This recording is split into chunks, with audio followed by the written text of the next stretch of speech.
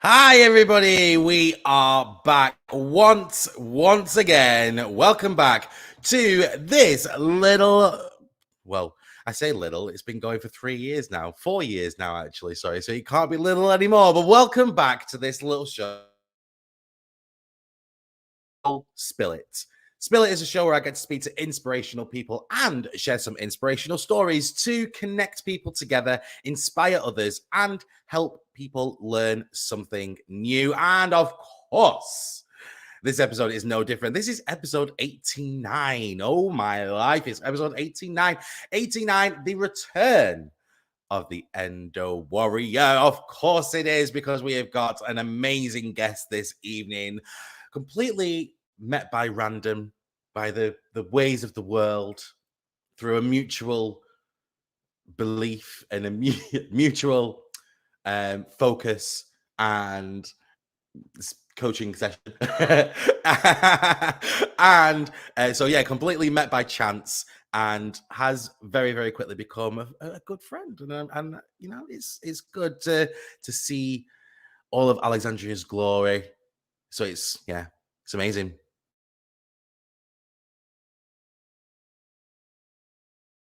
to, you know, talk to you all and have a good old catch up with me and you guys as well. So, but before we get into that, there are 3 simple things that I ask of you. And the first one is to like, rate, and subscribe. The reason for that is because we want this to get even further out there. We want this to reach all 4 corners of the globe. Currently, we stream over in 28 countries worldwide. We have an audience that far reaches numbers I would never even imagine reaching anyway. So yeah, make sure that you like, rate, and subscribe. Just like the video feed now, like this live, and then also rate and subscribe if you have not rated or subscribed yet. If you're listening to this on the playback, so over on the podcast, then make sure that you do that as well. You know, you can now rate a podcast on Spotify, so make sure you do that. You know, simple. Comments and questions in live. If you are watching the live show tonight, you can be part of the conversation. All you have to do is just drop a comment, and your little comment will pop up like this, like Linda saying good morning here, even though it's in the evening. Morning, Linda. I hope you are well. Thank you so much for commenting. That is right. If you comment, you can be part of the show. You can have your comments and your questions and your concerns and your words, nouns, and verbs spoken out loud on the show for me and all of my guests every single week. Simple, right? Just drop a comment, just say hi. And of course, don't forget to hit that share button. All right. It's a simple thing, and it's not asking for much. Just hit the share button. Go on, do it. Or don't. You know, who am I to tell you what to do with your life? It's your life. You do you. But I tell you what, you are going to do. You are going to listen to my ick.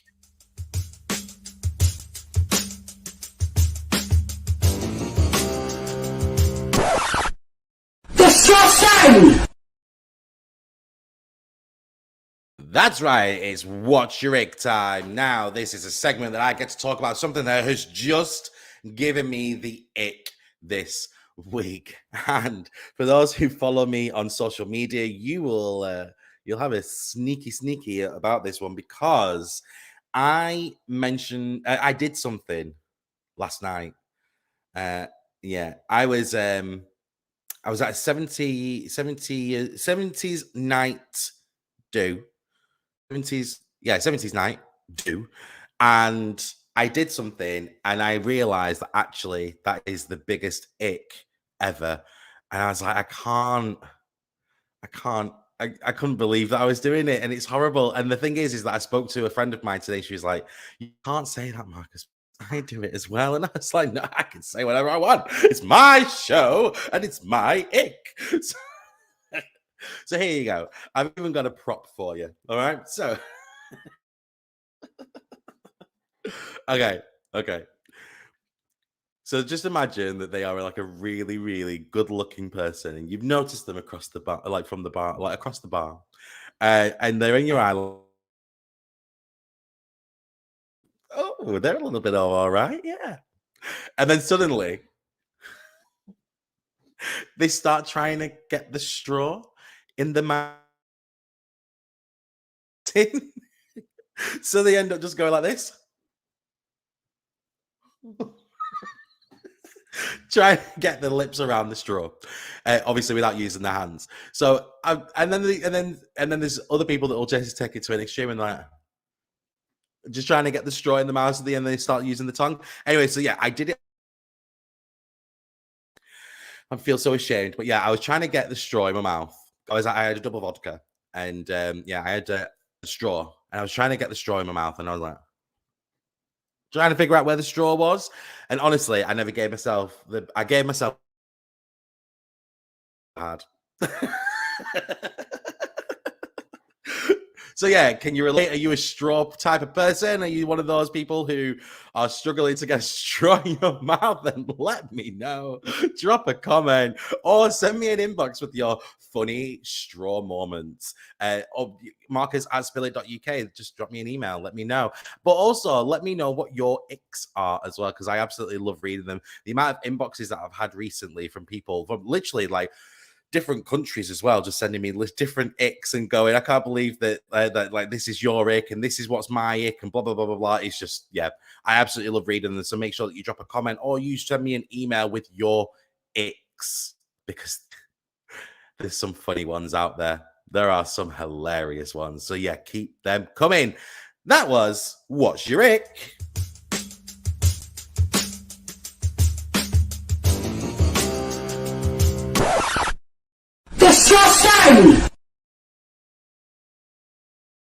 Okay, it is about that time. We are going to bring out my amazing and fabulous guest, who already has paid me a compliment, by the way, in the green room before we went live. And I was like, oh, you know what? We're just gonna have to stay in this this little green room space at the minute, because then you can.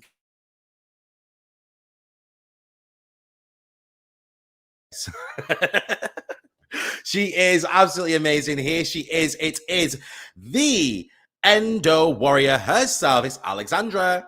Hello. Hello. How are you doing? I'm all right. How are you? I'm very, very well. Thank you very much. What did you think of my ick? It actually made me laugh because I've done it before. You're like, It's yeah. It is just that though. It's the it's just trying to get the straw in your mouth. It goes on for like at least 5 seconds of you trying to get that straw in your mouth. And I'm not about that life. We need to exactly. we need better equipment. I'm not gonna, but I need to know as well. Have you got an ick?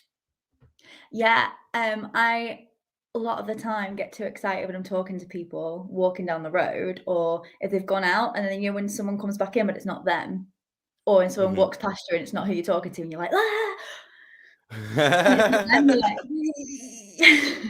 I was doing that pretty much all day today with Claire, like a friend of mine. We went to Manchester Markets, and every time that I was speaking to her, I was turning this way, and then something had happened, and and then we'd have a different conversation, or I'd get distracted, and then I'd turn around the other way, and it was somebody else, and I was continuing a conversation with this person. Yeah, that was a very funny situation. Anyway, um, are you ready to play a game? go on. Love Well, your obviously, we have to play a game just a bit, just to warm you up a little bit, and obviously, I can't wait to get into everything that we're going to talk about. So let's play this game. Let's get it out of the way. This is absolutely useless.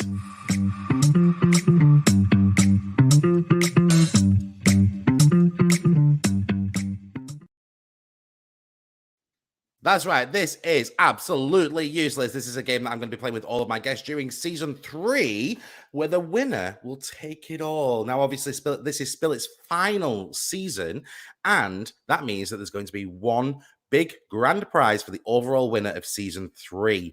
Okay. Now, all you have to do is answer 10 simple questions. okay. We'll be in for a chance of winning. Okay. Mhm. However, the only caveat is that you've got to answer them all incorrectly.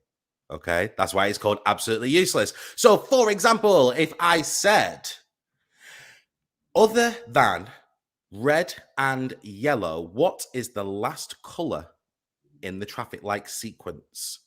Your Sorry. and Purple. did we freeze a little bit then? I think so. Okay, Purple. cool. Purple, yes. So purple. So then that would be a bad answer, which Yeah. is good, and then that means that we would move on. Now, if you answer any questions correctly, so for example, if you said green in that scenario, I will add 5 seconds onto your total time. Okay, Okay. Mhm. right. Are you ready to play? I'm ready. I hope it doesn't freeze. Yeah, that would be really awkward. Right. Okay. Let's get going then. In 3, 2, 1. How many sides does an octagon have? 12. In the Toy Story films, what is the name of the boy? Two Of the what? of the Toy Story films. Oh, it keeps cutting out. What was the question? Don't worry, I paused the time. Okay. Right. In the Toy Story films, what is the name of the boy who toys belong to? Fred. What is the capital of Germany? Hot, London. How many books are there in the Harry? 12. What sport does Roger Federer play? Uh,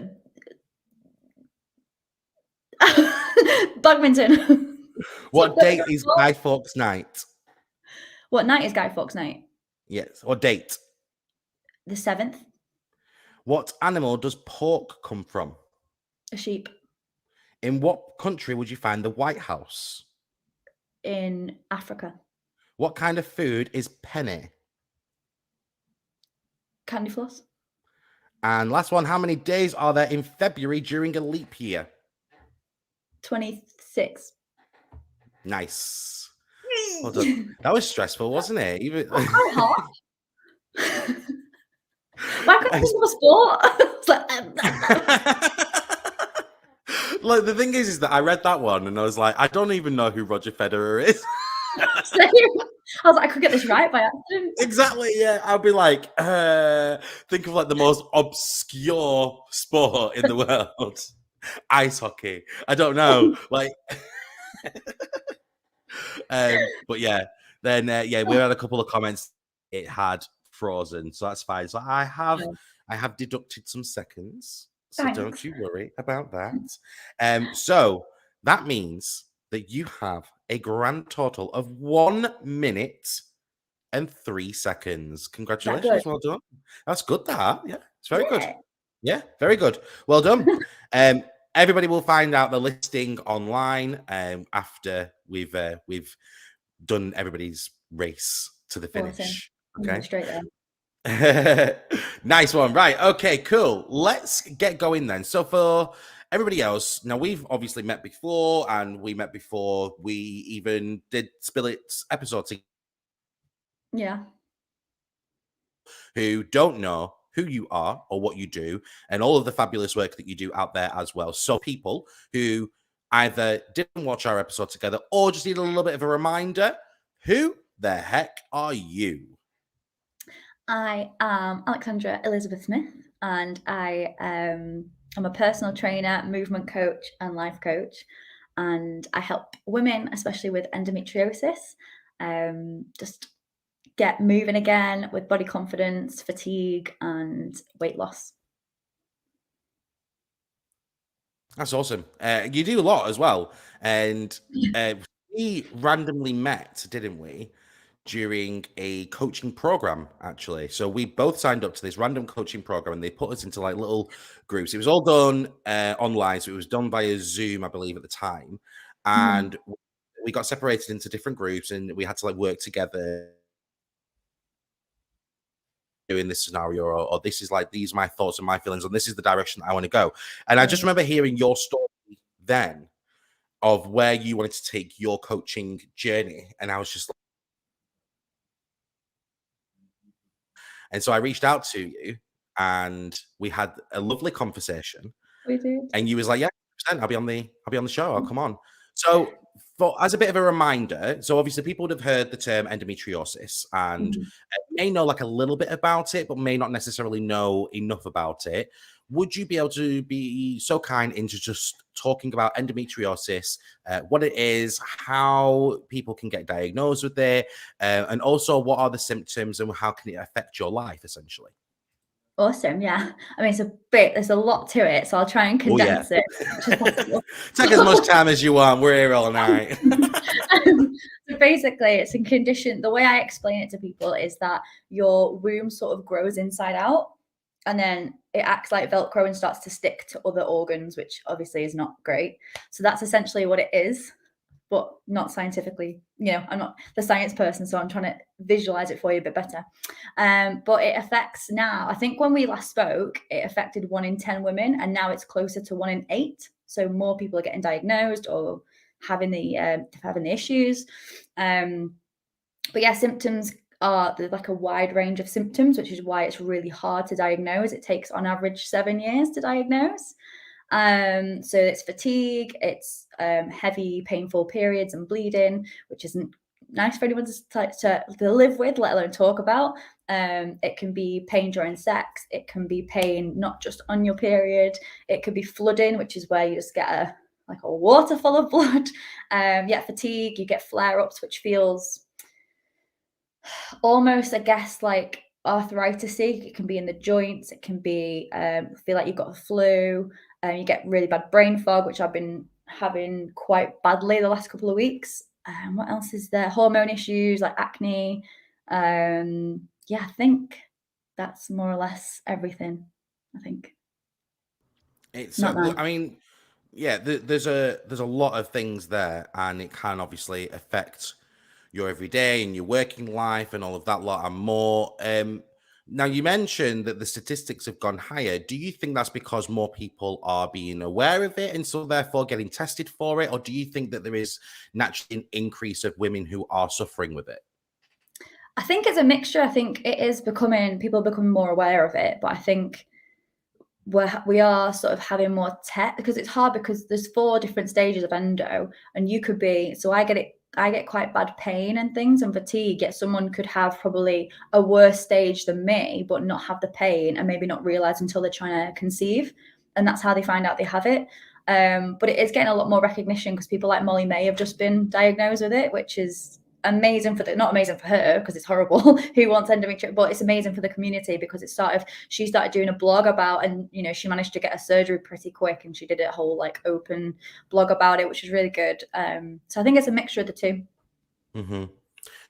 Claire has asked a question in the comments here. How are women usually diagnosed? Good question. So you can be symptomatically diagnosed or you can be surgically diagnosed. So they'll try and symptomatically do it first, which is what I've got. So it'll be stuff like your periods. They'll try you on different treatments, whether that's the pill or one of the pills, copper, the coil, different ways like that. And then if you're still having really bad symptoms or if that isn't quite working, they'll go in through, it's called a laparoscopy, which is keyhole surgery through the tummy. So they blow you up like a puffer fish, and then they sort of go through your belly button and then in through the side, and then they'll do more incisions if they need to, and they sort of either cut it out or burn it out depending on the type of surgery you're going to have. So I've got that on the 5th of December. I've waited 18 months because of lockdown. So yeah. I actually remember you talking about this last time on the show as well, talking about how the what the process was like to actually get diagnosis and to get treatment, etc. And it was very, very hard to even seen or to get that diagnosis. Yeah. And obviously now with the treatment of it as well, because obviously with lockdown and everything got pushed back. Have you found that there has been, because obviously you're working with women every day who are sufferers, Yeah. are you noticing there is a change in how frequent people are being diagnosed? As in, has there been an improvement from 2 years ago, for example? Mm, yes and no. It's really weird. It's still hard to get the diagnosis, but I've noticed a lot more that if you go into the doctors and say, I think I've got this, they'll go, yeah, but they'll kind of want to put you off the treatment of like and make you go through sort of, I don't even know how to explain. Like they'll try you on the pill and stuff and try that way first, where sometimes you just need the surgery, because if you're symptomatically diagnosed, you're not going to get the help you would if it was surgically diagnosed, which is why you have to fight for it, and I've had to fight for the surgery element. Not always, in all cases, but I have noticed that a lot of, and I'm seeing it more with my clients, a lot more doctors is turning around and saying you can't have the surgery if you're a certain weight. If they're saying you've got too much weight on you, you need to lose that before we'll do the surgery, which I'm hearing more and more since COVID. I never heard it before that, really. I think I heard it like once. So yeah, I don't know what that is about. But Yeah, it seems a little bit weird, and it seems like they're putting it back, like pushing it back on purpose. yeah. Who would do that? I don't understand. What type of people would push back certain treatments for stuff Mm. that actually helps people? But oh well, that's a story for a different day. Claire has also asked in the comments as well. Do you know if they can diagnose it from having an ultrasound scan?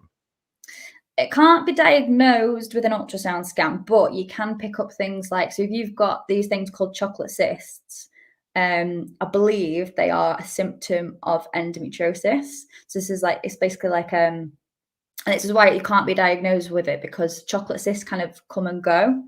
They appear and disappear on their own. So you could have them, but by the time you have an ultrasound, they could disappear, which is why they'll go, you've not got endo, when actually you could have them because they come and go. So it's one of them, like that could be a way of if they catch it, but if they don't, if it's not there, then they could say no when you actually still are. Have I explained that right? Does that make sense? Yeah, yeah. Okay, No, cool. hopefully that makes sense. Claire, just let us know if that makes sense to you or not, because obviously it's your question. I don't want to answer for you. So there you go.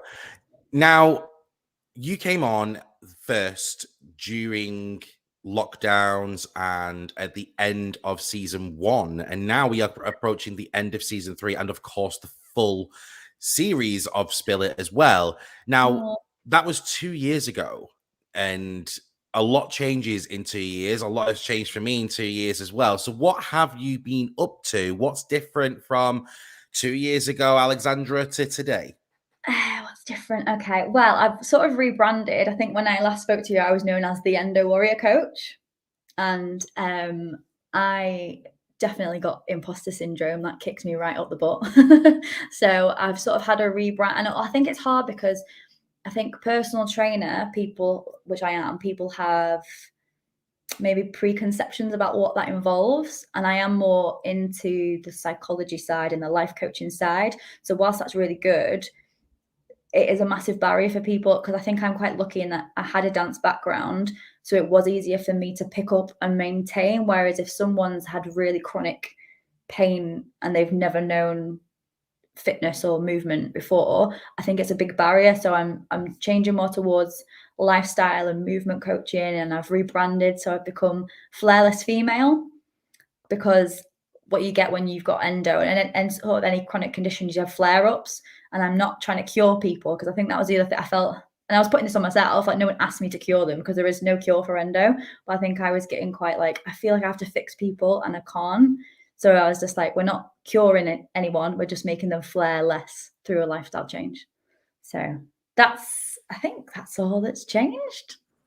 Yeah, I think. I absolutely look, but you've like really jumped into the whole coaching side of it as well. So prior to yeah, when we did the episode back in season 1 in 2021, Mm, you was still working as well, wasn't you?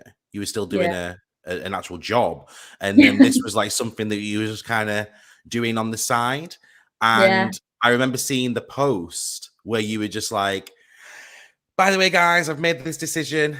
I'm now going to be doing this and diving in head first into this whole coaching thing. And then you started trying to do online groups and getting those people together and all that lot. What was that experience like, being able to just wave goodbye to your job and having to do this? And what have you learned from that?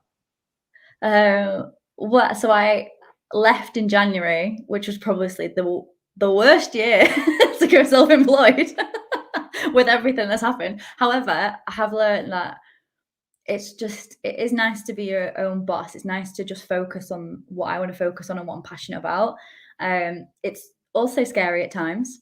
But yeah, it's a weird one because like obviously with the cost of living and everything in a minute, I feel like, oh my God, I'm not going to get any clients, or have I made the right decision? But then I'm actually not as worried as I thought I'd be. I think I'd be more worried if I was working as well. So yeah, it's just really nice to kind of throw my whole self in it.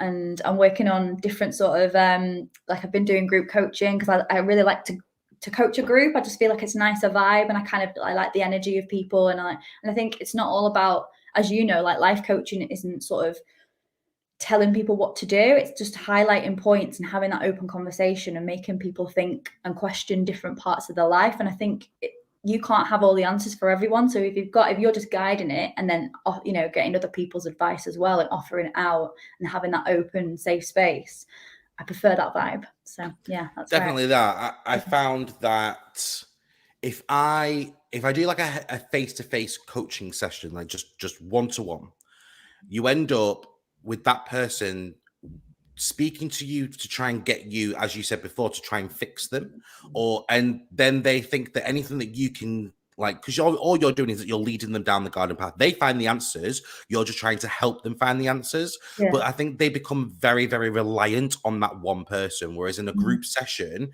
you may not have gone through certain things or certain experiences that person is also going through. And it's always great to get as many people together to form a community that help each other.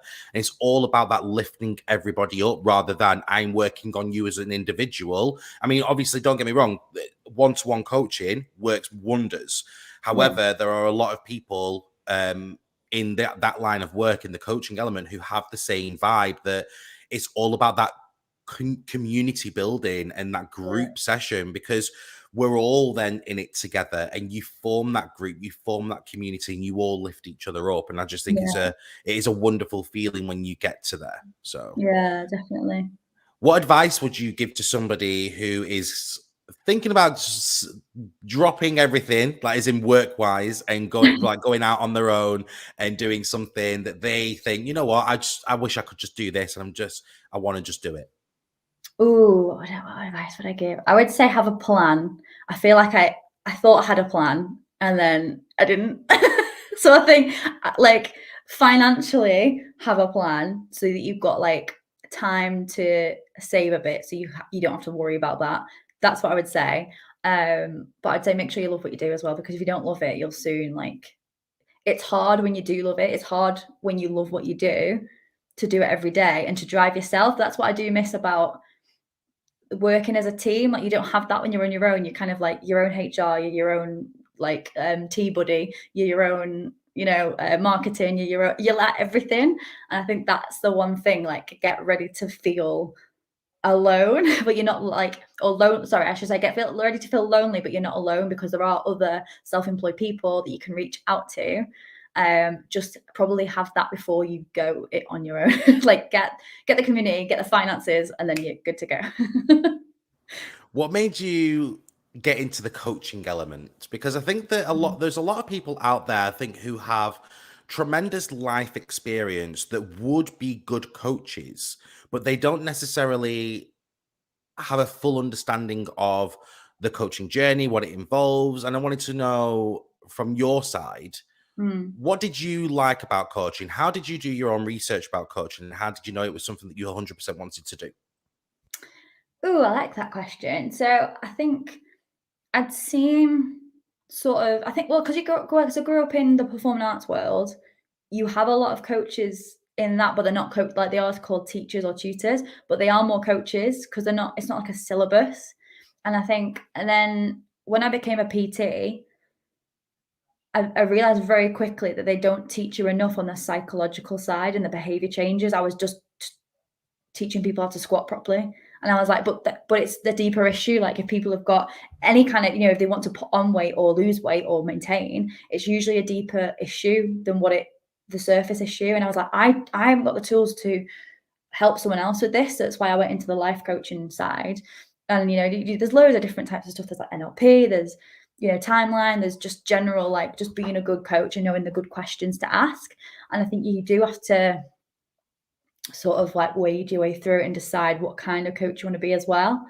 Yeah, so that's why I just wanted to get deeper, and I wanted to be able to, because I'm very much, I don't like feeling like I'm not helping people. Like if I feel like I can't help them or I'm not offering what I say I can, then I'm a very genuine person that I will go, I'm not doing this because I don't feel like I can. And there's a lot of coaches out there who haven't got qualifications because it is such a dysregulated, is that a word? Unregulated. Unregulated, yeah. Industry, which is a shame because there are great coaches out there. But I think when you've got coaches coaching on things like mental health or fitness when they're not trained in fitness, so I'm glad I've got the PT and the coach and the life coaching. So yeah, I'd say if you are passionate about it, go and do it, but make sure you do get the other training alongside it, because I think that's super important, because otherwise you're just conning your clients and you're not going to help them or yourself in the long run. Definitely. And whereas there are a lot of things that you can lean on, like life experiences, for one, there is the element of that you are, like, as I said before, that one person or those group of people are relying on you to give them get from point A to point B. And if you aren't fully up to the skill set that you are needed for, like, say, the mental health background, or whatever else it is that you're wanting to go down, or whatever route that you're wanting to go down, you are just going to stumble, and you're going to get to a point where you become unreliable, if you will, and it just makes a bad name for you as a coach and your respect as well within the coaching community. Because as you said, there are so many coaches out there who are qualified or who have gone the extra mile to get certain other qualifications to go alongside it. And there are some people out there who have just gone, well, do you know what? I know a little bit about this. I'm just going to do that. And don't get me wrong, there are some coaches out there who do phenomenal jobs that have just experiences. However, there are some, unfortunately, that don't do such a good job, and they do make a bad name for coaches as well. And yeah, I think my advice when it comes to coaching as well, with like life coaching, find a niche and stick with it. I didn't. I went through a bit of a roller coaster with mine. So whenever they were saying to me, "Oh, you need to choose a niche," I was just like, "I don't want to choose a niche. I want to help everybody." And you can't help everybody. And then also, then it doesn't work for the community that you build and all of that lot. And so now, then I went into like the whole mental health side of it, and I thought, well, no, because this is affecting my mental health. Like working with people with mental health, and then I've now kind of narrowed it down, but that is a secret for the future. So you'll have to wait and see and stay tuned. But yes, there are many plans. Even though Spill It may be coming to an end, as I said at the start of the season 3, Spill It may be coming to an end, but the story has not ended. So yeah, it's a new chapter. Yes, it's just a new chapter. Just a new chapter. But yes, anyway, back onto you and all of the amazing work that you do and everything. So if going back onto the endometriosis, so if somebody has either recently been diagnosed or has been diagnosed for a while and just hasn't been able to do much, and haven't found a community yet where they can lean on for extra support, what would your advice be for those people who maybe going at it alone and not really knowing or not really having that support network there? I would say even though you might not know any endo people, reach out to those who are around you, who love you, who you feel safe with, and just open up that conversation and be like, this is what I'm dealing with. Because I think the problem with endo is a lot of like embarrassing, taboo sort of topics, like, because it is around periods and women's health and at times sex.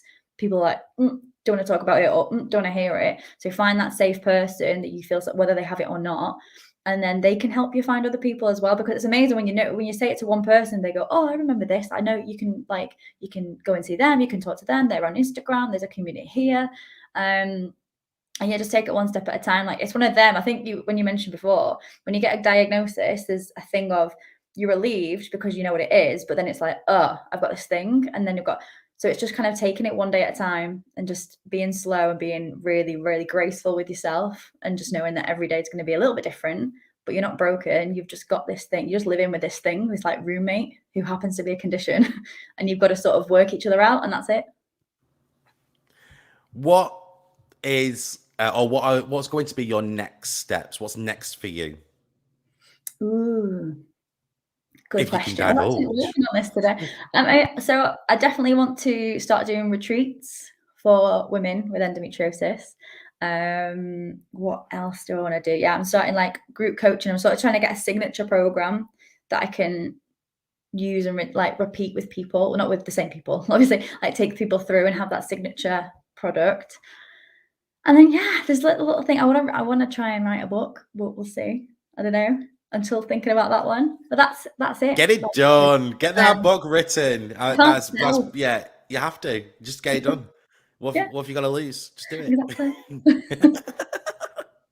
I said it last year. I was like, I'm going to write a book. I started writing it, and I've done it. I've just not sent it off. Okay. That's so good. um, yeah, sure. The only reason that I didn't send it out is because over Christmas last year there was a grief that I was going through after losing a father who was not a father, like it wasn't like a prominent person in my life, and so because of that experience, I wanted to write about that. So I asked for the book back, and I wrote about that experience, and then I just didn't do anything with it. So I told myself that I have to do it by the end of this year. Yeah. So yeah, Amazing. so that'll be fine. But yeah, get the book written. 100% get the book written. You're just gonna have to. Just that's my little mission for you now. You're gonna have to get that book written, and I want a signed copy.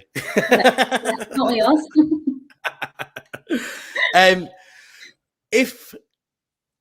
If somebody has, so say for example, somebody needs further support through whatever channel, whether it be online support or finding a community or whatever, where can they go?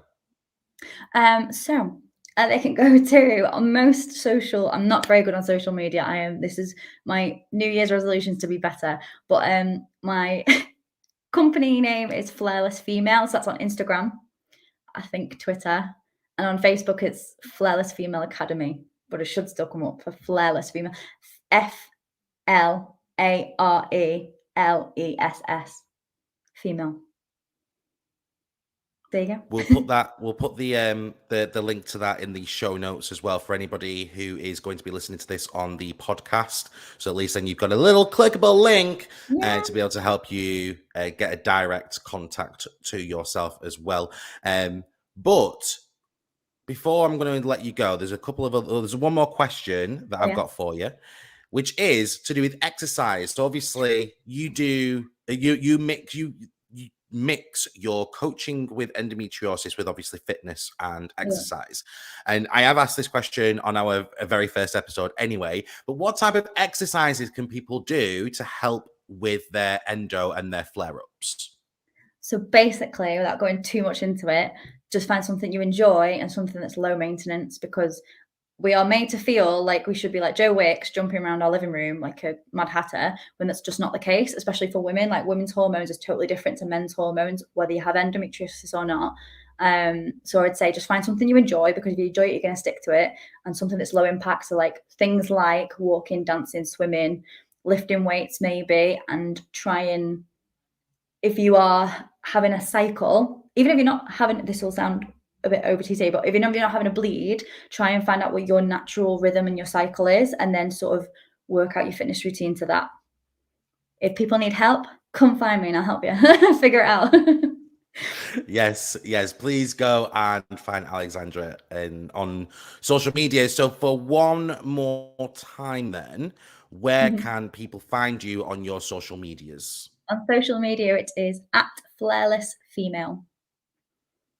Nice. Thank you so much. Now, is there anything that we haven't discussed that you would like the opportunity to discuss now? I don't think there is. I think we've discussed everything.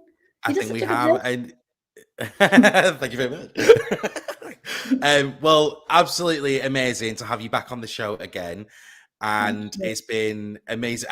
And yeah, again, being the fact that you're on my final season as well, which is absolutely amazing to have you back. I knew when I decided that I was going to do my final one and it was going to be returning guests, I knew exactly who I wanted, and you were top of my list. So thank you so much for coming back on the show and just sharing your story. Your story is something that I have kept up to date with since we very first met during lockdown, over on Zoom during that coaching training program that we did together. Absolutely amazing guest, absolutely amazing work that you do as well. Keep absolutely smashing it, because you're doing amazing stuff out there, and I can't wait to see where it all leads. And I cannot wait to see your book as well, to be fair. It'll be there. So make sure you too. get that. I can't wait to see your new chapter. I know. I really can't wait to just tell everybody what it is. There's a few different things all in the pipeline. It's going to be really, really cool to see. But yeah, thank you for coming on the show. Now, before I go, and you may remember this from last time as well, but before I go, or before you go, sorry, I always ask my guests to leave a inspirational quote at the end of every episode. Now, it can be a quote that you've made up, could be a quote that you've heard that you just really like. And I'm just wondering if you have got a quote for me, my viewers, and my listeners today. I do. I might be paraphrasing my own quote. Your healing journey is unique as you are. And what does that quote mean to you? Just means that sometimes we use stuff to heal us. Let's take, for example, journaling. At one point that might help you. Later down the line, it might not. Because people are very quick to be like, no, it doesn't work. No, it doesn't work. And it's just sometimes we just need to try it again or just get rid of something. Brilliant. Well, thank you so much for that. It's absolutely amazing, as I said, to have you back again. And for the last time on Spill It, it is time to say your goodbyes.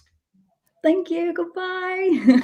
Thank you so much, Alexandra. And I will see you over on social media in all of your social media glory. Thank you again. Thank you. Good luck with everything, and I'll see you soon. Bye. Bye-bye.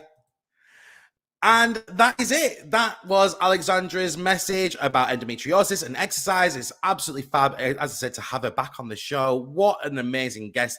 Thank you so much, absolutely every single person who has been on today's episode, whether you are viewing it, whether you have been commenting, whether you have just been silently listening to this, even in your car or on a run on the podcast, wherever you've been listening to it. Thank you. I really do appreciate you. But yeah, an amazing guest once again. Thank you, Alexandra, for coming on the show. Amazing. Absolutely amazing. What can I say? Huh? Okay, next on Spill It, we have got, obviously, Tea with Marcus happening on Friday. It's going to be a really, really good one, so make sure that you stay tuned for that. So on Friday, we will have a little bit of tea with me, but you may also have a little bit of something. I'm going to have a nice little recorded message from a previous guest as well, talking about something else. So make sure that you stay tuned for this little recording that we have.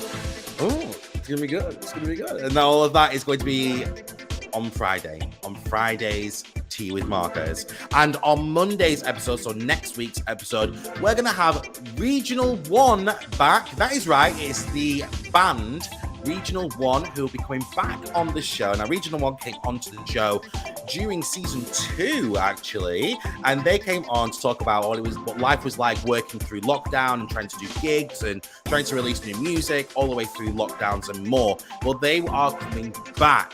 The boys are back in town, as they are going to be talking about everything else and all the gigs that they've been going on, all of the new music that they've been releasing. So make sure that you go and follow them. It's Regional 1, okay? Head over to Insta, head over to Facebook or Spotify or wherever you stream your music from and just give them a quick listen. They are absolutely phenomenal, and they will be back next week. If you're wanting to follow me on all of my socials and you can do, then it's just at @Marcus W. They are my social medias. Anywhere you can find an @ symbol, that's where you'll find me. So make sure that you give me a search at @Marcus W. And of course, if you're wanting to give any questions or feedback, or you've got some concerns, or you're just wanting more information on tonight's episode or any of our other episodes that we have done over the course of these last 3 years, then you can do. All you have to do is just drop me an email. It's marcus@spillit.uk.